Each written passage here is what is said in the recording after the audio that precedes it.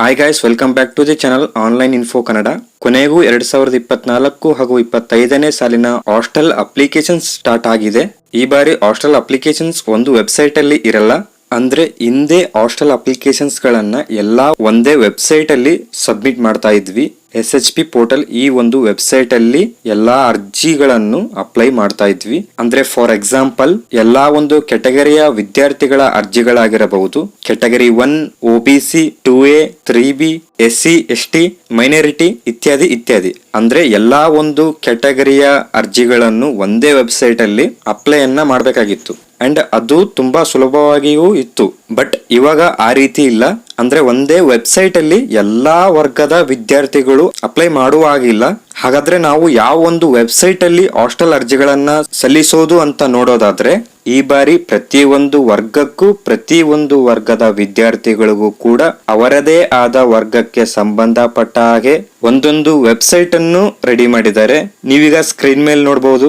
Tribal ವಾಲ್ಫೇರ್ ಗೆ ಒಂದು website ready ಮಾಡಿದ್ದಾರೆ. ಅಂದ್ರೆ SC ಮತ್ತು ST ವಿದ್ಯಾರ್ಥಿಗಳು ಈ ಒಂದು ವೆಬ್ಸೈಟ್ ಅಲ್ಲೇ ಅಪ್ಲಿಕೇಶನ್ ನ ಸಬ್ಮಿಟ್ ಮಾಡಬೇಕು. ಹಾಗೂ SWD ಸೋಷಿಯಲ್ ವಾಲ್ಫೇರ್ ಡಿಪಾರ್ಟ್ಮೆಂಟ್ ಅವರಿಗೂ ಕೂಡ ಒಂದು ವೆಬ್ಸೈಟ್ ರೆಡಿ ಮಾಡಿದ್ದಾರೆ. ಮತ್ತು BCWD ಅಂದ್ರೆ ಬ್ಯಾಕ್ವರ್ಡ್ ಕ್ಲಾಸಸ್ ವಾಲ್ಫೇರ್ ಡಿಪಾರ್ಟ್ಮೆಂಟ್ ವರ್ಗಕ್ಕೂ ಕೂಡ ಒಂದು ವೆಬ್ಸೈಟ್ ನ ರೆಡಿ ಮಾಡಿದ್ದಾರೆ. ಓಕೆ, ನೀವೇ ಸ್ಕ್ರೀನ್ ಮೇಲೆ ನೋಡ್ತಾ ಇದೀರಲ್ವಾ? ಪ್ರತಿ ಒಂದಕ್ಕೂ ವೆಬ್ಸೈಟ್ ಅನ್ನ ರೆಡಿ ಮಾಡಿದ್ದಾರೆ. ಅದಕ್ಕೋಸ್ಕರನೇ ವಿದ್ಯಾರ್ಥಿಗಳಿಗೆ ಯಾವ ವೆಬ್ಸೈಟ್ ಅಲ್ಲಿ ಅಪ್ಲಿಕೇಶನ್ಸ್ ನ ಸಬ್ಮಿಟ್ ಮಾಡ್ಬೇಕಂತ ಕನ್ಫ್ಯೂಸ್ ಆಗ್ತಾ ಇದೆ. ಹಾಗೂ ಈ ಎಲ್ಲಾ ವೆಬ್ಸೈಟ್ ಗಳು ಇನ್ನೂ ಕಂಪ್ಲೀಟ್ ಆಗಿ ರೆಡಿ ಆಗಿಲ್ಲ. ವರ್ಕ್ ಇನ್ ಪ್ರೋಗ್ರೆಸ್ ಅಲ್ಲಿ ಇದೆ. ಕೇವಲ ಒಂದು ವೆಬ್ಸೈಟ್ ಅಷ್ಟೇ ರೆಡಿ ಆಗಿದೆ. ಈ ಎಲ್ಲಾ ವೆಬ್ಸೈಟ್ ರೆಡಿ ಆದ್ರೂ ಕೂಡ ಅಪ್ಲೈ ಮಾಡೋಕೆ ಹೋದ್ರೆ ಅಪ್ಲೈ ಆಗ್ತಾ ಇಲ್ಲ, ಸರ್ವರ್ ಎರರ್ ಬರ್ತಿದೆ. ನಾನು ಆಗ್ಲೇ ಹೇಳಿದ್ನಲ್ಲ, ಒಂದು ವೆಬ್ಸೈಟ್ ರೆಡಿ ಇದೆ ಅಂತ. ಅದು SWD ಅಂದ್ರೆ ಸೋಷಿಯಲ್ ವಾಲ್ಫೇರ್ ಡಿಪಾರ್ಟ್ಮೆಂಟ್. ಈ ಒಂದು ವೆಬ್ಸೈಟ್ ಅಲ್ಲಿ ನೀವು ಅಪ್ಲೈನ ಮಾಡಬಹುದು. ಓಕೆ, ಇವಾಗ ಅಪ್ಲೈನ ಮಾಡೋದು ಹೇಗೆ ಅಂತ ನೋಡೋಣ. ಓಕೆ, ನೀವು ಬ್ರೌಸರ್ ಅಲ್ಲಿ SHP ಅಥವಾ ಸೋಷಿಯಲ್ ವಾಲ್ಫೇರ್ ಡಿಪಾರ್ಟ್ಮೆಂಟ್ ಅಂತ ನೀವು ಸರ್ಚ್ ಮಾಡ್ಕೊಂಡಾಗ ಈ ರೀತಿ ಪೇಜ್ ಓಪನ್ ಆಗುತ್ತೆ. ಇಲ್ಲಿ ಮೊದಲನೇದಾಗಿ ಸೋಷಿಯಲ್ ವಾಲ್ಫೇರ್ ಡಿಪಾರ್ಟ್ಮೆಂಟ್ ವೆಬ್ಸೈಟ್ ಇಲ್ಲಿ ಶೋ ಆಗ್ತಾ ಇದೆಯಲ್ಲ, ಈ ಒಂದು ವೆಬ್ಸೈಟ್ ಮೇಲೆ ನೀವು ಕ್ಲಿಕ್ ಮಾಡ್ಕೊಳ್ಳಿ. ಅದು ನಾನು ಪ್ರೀ ಮೆಟ್ರಿಕ್ ಅಪ್ಲೈ ಮಾಡ್ತಿದ್ದೀನಿ. ನೀವು ಪ್ರೀ ಮೆಟ್ರಿಕ್ ಹಾಗೂ ಪೋಸ್ಟ್ ಮೆಟ್ರಿಕ್ ಅಪ್ಲೈ ಮಾಡಬಹುದು. ಸೇಮ್ ಪ್ರೊಸೆಸ್ ಇರುತ್ತೆ. ಓಕೆ, ವೆಬ್ಸೈಟ್ ಓಪನ್ ಮಾಡ್ಕೊಂಡಾಗ ಇಲ್ಲಿ SWD ಹಾಸ್ಟೆಲ್ಸ್ ಅಡ್ಮಿಷನ್ 2024 ಹಾಗೂ 25 ಅಂತ ಒಂದು ಲಿಂಕ್ ಇದೆಯಲ್ಲ, ಈ ಒಂದು ಲಿಂಕ್ ಮೇಲೆ ನೀವು ಕ್ಲಿಕ್ ಮಾಡ್ಕೊಳ್ಳಿ. ಈ ಒಂದು ಲಿಂಕ್ ಮೇಲೆ ನೀವು ಕ್ಲಿಕ್ ಮಾಡ್ಕೊಂಡಾಗ HMIS ಹಾಸ್ಟೆಲ್ ವೆಬ್ಸೈಟ್ ಇಲ್ಲಿ ಓಪನ್ ಆಗುತ್ತೆ. ಓಪನ್ ಆದಾಗ ಸಿಂಪ್ಲಿ ಕೆಳಗಡೆ ಸ್ಕ್ರೋಲ್ ಮಾಡ್ಕೊಂಡಾಗ ನಿಮಗೆ ಪ್ರೀ ಮೆಟ್ರಿಕ್ ಹಾಗೂ post matric apply user manual ಇರುತ್ತೆ. ನೀವು ಯೂಸರ್ ಮ್ಯಾನ್ಯುವಲ್ ನ ನೀವು ಡೌನ್ಲೋಡ್ ಮಾಡ್ಕೊಂಡು ನೀವು ಅಪ್ಲೈ ಮಾಡಬಹುದು. ಓಕೆ, ಸಿಂಪ್ಲಿ ಇಲ್ಲಿ ಮೇಲ್ಗಡೆ ಲಾಗಿನ್ ಅಂತ ಇದೆಯಲ್ಲ, ಈ ಒಂದು ಲಾಗಿನ್ ಮೇಲೆ ನೀವು ಕ್ಲಿಕ್ ಮಾಡ್ಕೊಳ್ಳಿ. ಓಕೆ, ಲಾಗಿನ್ ಮೇಲೆ ನೀವು ಕ್ಲಿಕ್ ಮಾಡ್ಕೊಂಡಾಗ ಇಲ್ಲಿ ಎಂಟರ್ ಯುವರ್ SWD ID ಹಾಗೂ ಕೆಳಗಡೆ ಎಂಟರ್ ಯುವರ್ ಪಾಸ್ವರ್ಡ್ ಅಂತ ಇಲ್ಲಿ ಕೇಳ್ತಾರೆ. ನೀವು ಇಲ್ಲಿ ಆಲ್ರೆಡಿ ಐಡಿನೇ ಕ್ರಿಯೇಟ್ ಮಾಡಿದ್ರೆ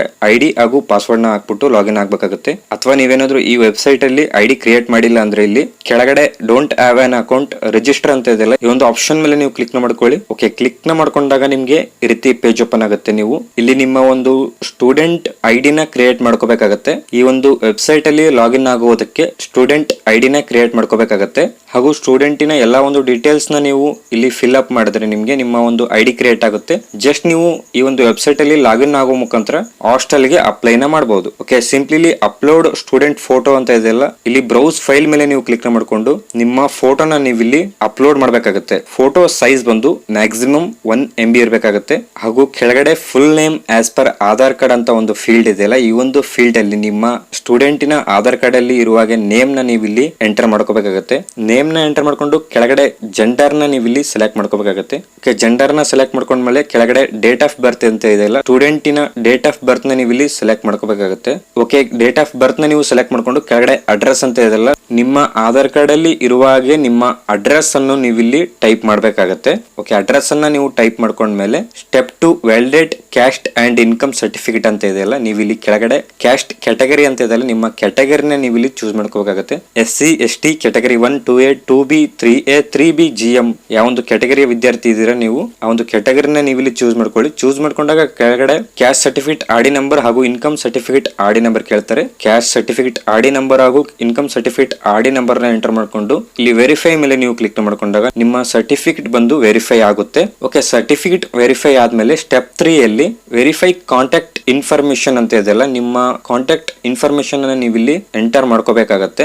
ಫೋನ್ ನಂಬರ್ ಅಂತ ಇದೆಯಲ್ಲ, ನಿಮ್ಮ ಒಂದು ಫೋನ್ ನಂಬರ್ ನ ಎಂಟರ್ ಮಾಡ್ಕೊಂಡು ಕೆಳಗಡೆ ಸೆಂಡ್ OTP ಅಂತ ಇದೆಯಲ್ಲ, OTP ಮೇಲೆ ನೀವು ಕ್ಲಿಕ್ ಮಾಡ್ಕೊಂಡಾಗ ನಿಮ್ಮ ಮೊಬೈಲ್ ನಂಬರ್ ಒಂದು OTP ಬರುತ್ತೆ. ಆ ಒಂದು ಬಂದಿರುವಂತ OTP ನ ನೀವು ಇಲ್ಲಿ ಎಂಟರ್ ಮಾಡ್ಕೋಬೇಕಾಗತ್ತೆ. ಓಕೆ, OTP ನ ಎಂಟರ್ ಮಾಡ್ಕೊಂಡು ಕೆಳಗಡೆ ಇಮೇಲ್ ID ಅಂತ ಇದೆಯಲ್ಲ, ನೀವು ಇದನ್ನ ಸ್ಕಿಪ್ ಮಾಡಬಹುದು. ಈ ಒಂದು ಫೀಲ್ಡ್ ಮ್ಯಾಂಡೇಟರಿ ಇಲ್ಲ. ಓಕೆ, ಸ್ಟೆಪ್ 4 ನ ನೋಡೋದಾದ್ರೆ ಫಿಲ್ ಅಕಾಡೆಮಿಕ್ ಇನ್ಫಾರ್ಮೇಶನ್ ಅಂತ ಇದೆಯಲ್ಲ ಅಂಡ್ ಕೆಳಗಡೆ ಸೆಲೆಕ್ಟ್ ಹಾಸ್ಟೆಲ್ ಟೈಪ್ ಅಂತ ಇದೆಯಲ್ಲ, ಈ ಒಂದು ಆಪ್ಷನ್ ಮೇಲೆ ನೀವು ಕ್ಲಿಕ್ ಮಾಡ್ಕೊಂಡು ನೀವು ಪ್ರೀ ಮೆಟ್ರಿಕ್ ಹಾಸ್ಟೆಲ್ ಅಪ್ಲೈ ಮಾಡ್ತಾ ಇದ್ದೀರಾ ಅಥವಾ ಪೋಸ್ಟ್ ಮೆಟ್ರಿಕ್ ಹಾಸ್ಟೆಲ್ ಅಪ್ಲೈ ಮಾಡ್ತಾ ಇದ್ದೀರಾ ಅಂತ ನೀವು ಇಲ್ಲಿ ಸೆಲೆಕ್ಟ್ ಮಾಡ್ಕೋಬೇಕಾಗುತ್ತೆ. ಓಕೆ, ಹಾಸ್ಟೆಲ್ ನ ಸೆಲೆಕ್ಟ್ ಮಾಡ್ಕೊಂಡಾಗ ಸೆಲೆಕ್ಟ್ ಸ್ಕೂಲ್ ಡಿಸ್ಟಿಕ್ ಅಂತ ಕೇಳ್ತಾರೆ. ನಿಮ್ಮ ಸ್ಕೂಲ್ ಡಿಸ್ಟಿಕ್ ನ ನೀವು ಇಲ್ಲಿ ಸೆಲೆಕ್ಟ್ ಮಾಡ್ಕೋಬೇಕಾಗುತ್ತೆ. ಅದಾದ್ಮೇಲೆ ನಿಮ್ಮ ಸ್ಕೂಲಿನ ತಾಲೂಕ್ನ ನೀವು ಇಲ್ಲಿ ಸೆಲೆಕ್ಟ್ ಮಾಡ್ಕೋಬೇಕಾಗುತ್ತೆ. ಓಕೆ, ತಾಲೂಕ್ನ ಸೆಲೆಕ್ಟ್ ಮಾಡ್ಕೊಂಡು ಕೋರ್ಸ್ ಏರ್ ಅಂತ ಇದೆಯಲ್ಲ, ನೀವು ಸ್ಟಡಿ ಮಾಡ್ತಾ ಇರುವಂತ ಕ್ಲಾಸ್ ನ ನೀವು ಇಲ್ಲಿ ಸೆಲೆಕ್ಟ್ ಮಾಡ್ಕೋಬೇಕಾಗುತ್ತೆ. ಹಾಗೂ ಕೆಳಗಡೆ SSP ID ಅಂತ ಇದೆಯಲ್ಲ, ನೀವು ಇಲ್ಲಿ ನಿಮ್ಮ SSP ID ನ ಎಂಟರ್ ಮಾಡ್ಕೋಬೇಕಾಗುತ್ತೆ. Okay, last but not list step 5 ಅಲ್ಲಿ ನೀವು ಒಂದು ಪಾಸ್ವರ್ಡ್ ನ ಕ್ರಿಯೇಟ್ ಮಾಡ್ಕೋಬೇಕಾಗುತ್ತೆ. ಎಂಟರ್ ನ್ಯೂ ಪಾಸ್ವರ್ಡ್ ಅಂತ ಇದೆಯಲ್ಲ,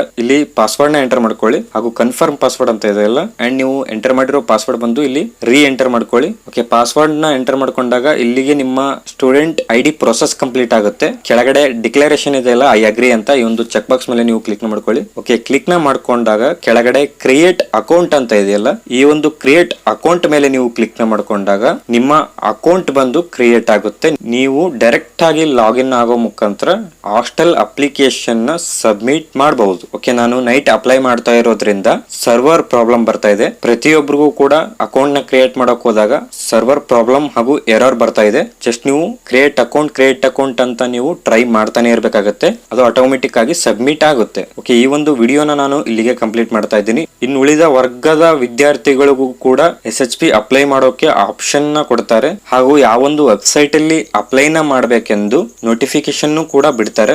ನೀವು ಜಸ್ಟ್ ವೇಟ್ ಮಾಡ್ಬೇಕಾಗುತ್ತೆ. ವೆಬ್ಸೈಟ್ ಗಳೆಲ್ಲ ರೆಡಿ ಆಗ್ತಾ ಇರೋದ್ರಿಂದ ಸರ್ವರ್ ಪ್ರಾಬ್ಲಮ್ ಬರ್ತಾ ಇದೆ. ಖಂಡಿತ ಎಲ್ಲಾ ಒಂದು ವಿದ್ಯಾರ್ಥಿಗೆ ಹಾಸ್ಟೆಲ್ ಅಪ್ಲಿಕೇಶನ್ ನ ಸಬ್ಮಿಟ್ ಮಾಡುವುದಕ್ಕೆ ಅವಕಾಶ ಇದೆ. ಜಸ್ಟ್ ನೀವು ವೇಟ್ ಮಾಡಿ ಅಂತ ಹೇಳ್ತಾ, ವಿಡಿಯೋ ಏನಾದ್ರೂ ಇಷ್ಟ ಆದ್ರೆ ವಿಡಿಯೋಗೊಂದು ಲೈಕ್ ಮಾಡಿ. ಹಾಗೂ ಚಾನಲ್ಗೆ ಏನಾದ್ರೂ ಇನ್ನೂ ಸಬ್ಸ್ಕ್ರೈಬ್ ಆಗಿಲ್ಲ ಅಂದ್ರೆ ಸಬ್ಸ್ಕ್ರೈಬ್ ಆಗಿ. ಮತ್ತು ನಮ್ಮ ಟೆಲಿಗ್ರಾಮ್ ಚಾನಲ್ಗೆ ಏನಾದ್ರೂ ಜಾಯ್ನ್ ಆಗಿಲ್ಲ ಅಂದ್ರೆ ಡಿಸ್ಕ್ರಿಪ್ಷನ್ ಅಲ್ಲಿ ಟೆಲಿಗ್ರಾಮ್ ಚಾನಲ್ ಲಿಂಕ್ ಇರುತ್ತೆ. ಆ ಒಂದು ಲಿಂಕ್ ಮೇಲೆ ನೀವು ಕ್ಲಿಕ್ ನ ಮಾಡ್ಕೊಂಡು ಟೆಲಿಗ್ರಾಮ್ ಚಾನಲ್ ಗೆ ಜಾಯ್ನ್ ಆಗ್ಬೇಕಾಗುತ್ತೆ. ಏನೇ ಒಂದು ಅಪ್ಡೇಟ್ಸ್ ಇರಲಿ ನಾನು ಫಸ್ಟ್ ಟೆಲಿಗ್ರಾಮ್ ಅಲ್ಲೇ ಪೋಸ್ಟ್ ಮಾಡೋದ್ರಿಂದ ನೀವು ಟೆಲಿಗ್ರಾಮ್ ಚಾನಲ್ ಗೆ ಜಾಯ್ನ್ ಆಗ್ಬೇಕಾಗುತ್ತೆ. ಓಕೆ, ಈ ಒಂದು ವಿಡಿಯೋ ಅಲ್ಲಿ ಏನಾದ್ರೂ ಡೌಟ್ಸ್ ಇದ್ರೆ ಕೆಳಗಡೆ ಕಾಮೆಂಟ್ ನ ಮಾಡಿ, ನಾನು ಖಂಡಿತ ರಿಪ್ಲೈ ಮಾಡ್ತೀನಿ. ಅಥವಾ ನನ್ನ ಇನ್ಸ್ಟಾಗ್ರಾಮ್ ID ಲಿಂಕ್ ಅನ್ನು ಕೂಡ ನಾನು ಡಿಸ್ಕ್ರಿಪ್ಷನ್ ಅಲ್ಲಿ ಹಾಕಿರ್ತೀನಿ. ನೀವು ಡೈರೆಕ್ಟ್ ಆಗಿ ಇನ್ಸ್ಟಾಗ್ರಾಮ್ ಅಲ್ಲಿ DM ನ ಮಾಡಬಹುದು. ಅಲ್ಲಿಯೂ ಕೂಡ ನಾನು ನಿಮ್ಮ ಕ್ವಶನ್ಸ್ ಗೆ ಆನ್ಸರ್ ನ ಮಾಡ್ತೀನಿ. ಓಕೆ, ಈ ಒಂದು ವಿಡಿಯೋನ ನಾನು ಇಲ್ಲಿಗೆ ಕಂಪ್ಲೀಟ್ ಮಾಡ್ತಾ ಇದ್ದೀನಿ. ಮತ್ತೆ ಸಿಗೋಣ ಮುಂದಿನ ವಿಡಿಯೋ ಅಲ್ಲಿ. Thank you.